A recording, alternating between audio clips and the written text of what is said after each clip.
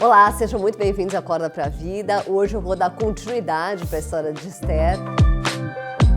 Então curtam, compartilhem, comentem e aproveitem para mandar esse episódio para outras pessoas para poder abençoar a vida delas.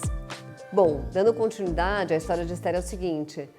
O rei Xerxes fez um jantar, convidou várias pessoas super importantes lá do reino dele.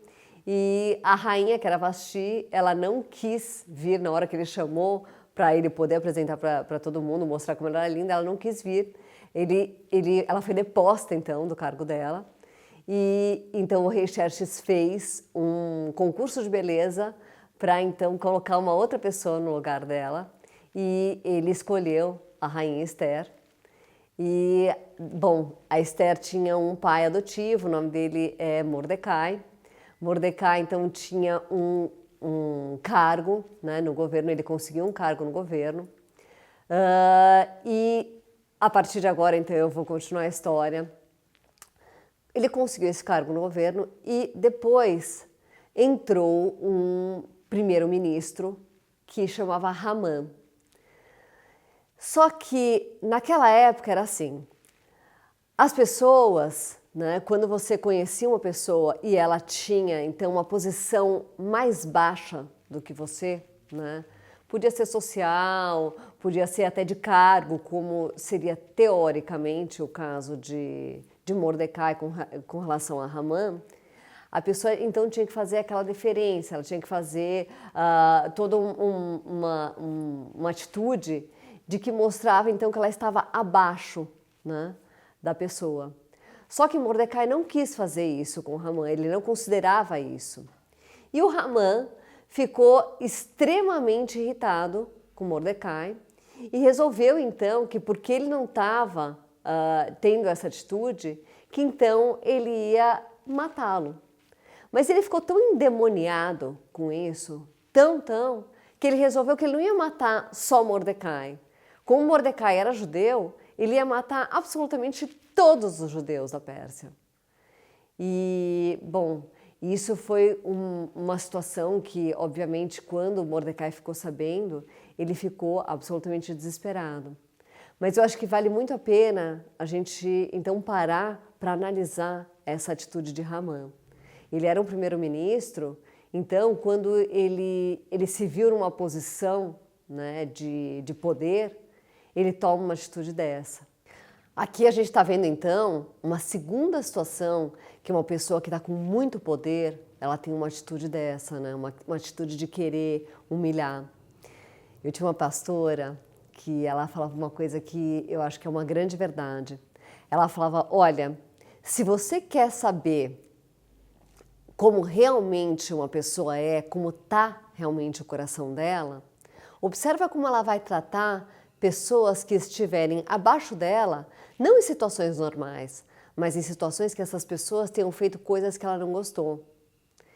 E eu acho que a gente tem que observar muito isso na nossa vida, né? Quando você está numa situação que uma pessoa que está abaixo de você, uma pessoa que você teria mais poder, ela tem uma atitude que você não gosta, pode ser que essa pessoa esteja numa situação social abaixo da sua, financeira abaixo da sua, até uma situação de hierarquia, né? De repente você é o chefe, ou uma situação que você sabe que você tem mais poder do que essa pessoa. Quando ela faz alguma coisa que te chateia, qual é a tua atitude com relação a ela? Você quer humilhar? Você quer, então, abusar do teu poder? Você quer, então, ter uma vingança lá, se colocando numa posição que você, então, deixa aquela pessoa escorraçada? Ou não? Ou você tem uma atitude que você fala que você não gostou, mas é isso que você faz, você não humilha a pessoa. Toma muito cuidado, porque isso, para nós, seres humanos, é muito comum. Que a gente, então, queira se valer, queira se aproveitar desse tipo de atitude, desse tipo de situação, né? E tem essa atitude tão ruim. Mas a gente realmente não deve. Isso é uma coisa nada cristã de se fazer. Isso também remete ao primeiro pecado, né? Você querer se colocar no lugar de Deus. Não se coloque no lugar de Deus. Só Deus pode ser Deus. Não faça isso. Provérbios fala, né, que o orgulho precede a queda. Então, quando você está muito orgulhoso, é só você esperar. A tua queda vai vir. Então, não tem essa atitude para você não ter que cair, para Deus não ter que te colocar no lugar onde você precisa ser colocado. Bom, então Ramã convence o rei Xerxes, né, de que ele devia, então, realmente matar. Ele vira e fala, olha, esses judeus, eles estão dando muito trabalho e tudo, eu acho que a gente tem que matar todo mundo. Né? E lá em Esther 3:9 ele fala, se o Senhor quiser, assine um decreto ordenando que eles sejam mortos, e eu prometo depositar nos cofres reais 342 mil quilos de prata para pagar as despesas do governo. Essa quantidade de prata, eu fiz os cálculos para os dias de hoje, ela equivaleria a mais ou menos 1 bilhão 141 milhões de reais, né? Em real ela daria mais ou menos isso. Mas mesmo assim, Ramã, ele foi tão endemoniado e ele teve esse plano tão ruim e ele teve esse poder de convencimento tão ruim em cima do rei Xerxes, que o rei, na hora que ele falou, olha, eu deposito esse dinheiro para você, porque afinal de contas, se ele matasse todos os judeus então não iam estar trabalhando, né? Eles estão mortos, não iam estar trabalhando e eles iam parar de dar os impostos deles para o governo. Mas mesmo assim, mesmo o Ramã sugerindo isso, o rei falou, não, nem precisa, fica tranquilo, pode deixar que eu arco mesmo com essas contas. Bom, quando Mordecai fica sabendo disso, né, que todos os judeus, crianças, velhos, todo mundo seria assassinado, ele fica desesperado, é óbvio, né, qualquer um ficaria. E então ele corre para Esther, né, e fala, Esther, você vai precisar me ajudar. E a Esther vira e fala, olha, vocês sabem muito bem como esse cara é malucão, né? Como o Xerxes é malucão.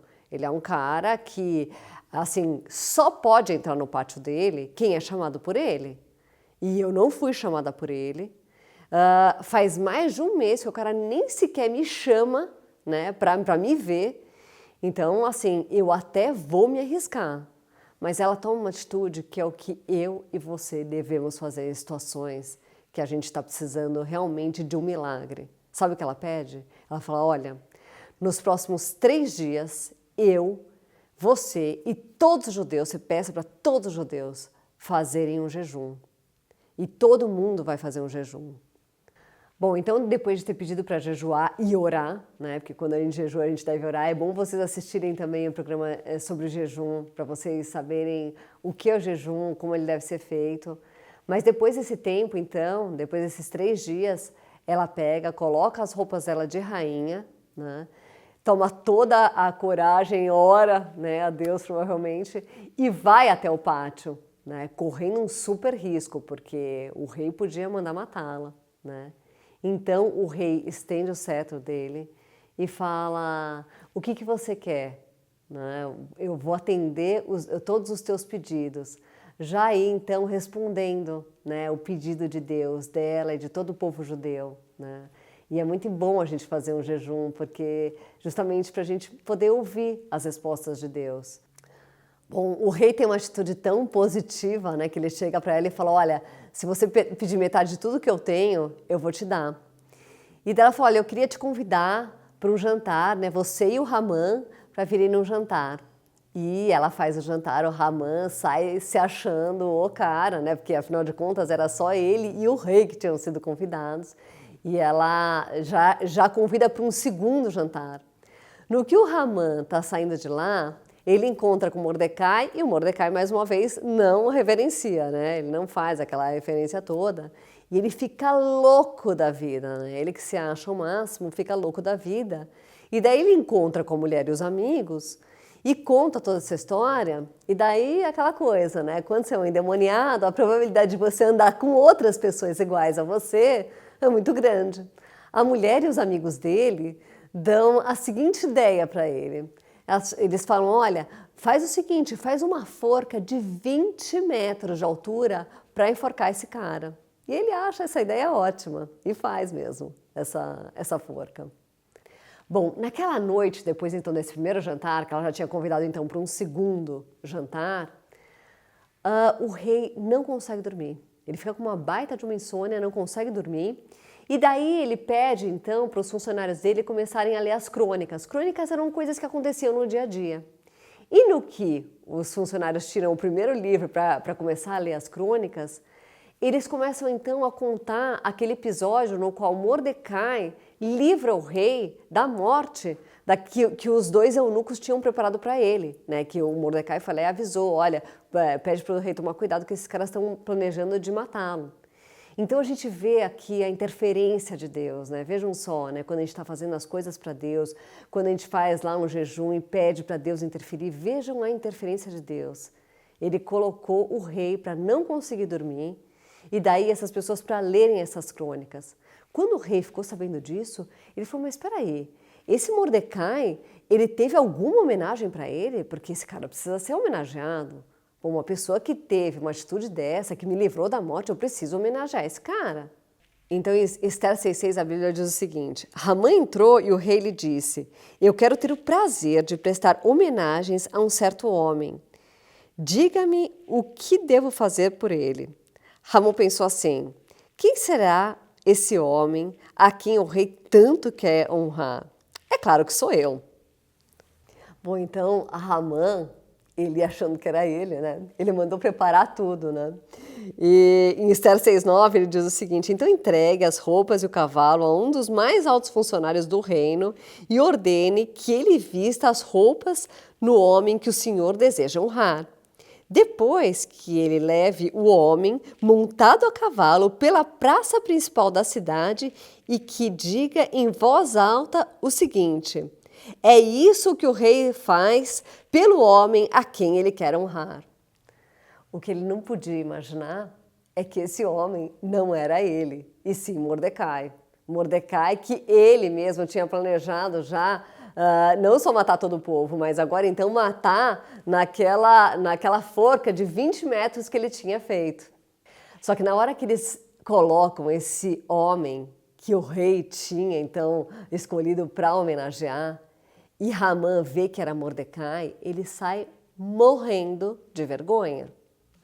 Nisso, quando ele está lá morrendo de vergonha, os funcionários do rei já vêm pegá-lo, né? Já vêm pegar Hamã para então o segundo jantar, né? Já estava na hora lá do jantar, eles vêm pegá-lo para o segundo jantar que a Esther ia fazer. Bom, hoje eu vou ficar por aqui. No próximo episódio eu vou continuar e terminar essa história. Então curtam, compartilhem, comentem, se inscrevam no canal e aproveitem para mandar esse episódio para abençoar outras pessoas. Até a próxima!